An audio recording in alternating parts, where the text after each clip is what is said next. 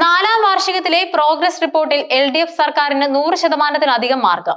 പ്രകടന പത്രികയിൽ നൽകിയ വാഗ്ദാനങ്ങളുടെ പുരോഗതി ജനങ്ങൾക്ക് മുന്നിൽ അക്കമിട്ട് സമർപ്പിച്ചപ്പോൾ പറഞ്ഞതിലധികം പൂർത്തീകരിച്ചതിന്റെ അഭിമാന നേട്ടവുമായാണ് സർക്കാർ 5ാം വർഷത്തിലേക്ക് കടക്കുന്നത്. 900 വാഗ്ദാനങ്ങളാണ് LDF 2021-ലെ തെരഞ്ഞെടുപ്പിൽ ജനങ്ങൾക്ക് നൽകിയത്.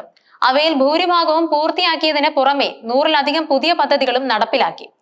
സർക്കാരിന്റെ 4ാം വാർഷികാഘോഷങ്ങളുടെ സമാപന ചടങ്ങിൽ മുഖ്യമന്ത്രി പിണറായി വിജയൻ പ്രോഗ്രസ് റിപ്പോർട്ട് പ്രകാശനം ചെയ്തു. അതിദാരിദ്ര്യമുക്തവും ലഹരിമുക്തവും മാലിന്യമുക്തവുമായ കേരളം സൃഷ്ടിക്കുന്നതിന് ലക്ഷ്യമിട്ടുകൊണ്ടാണ് LDF സർക്കാർ മുന്നോട്ടു പോകുന്നത്.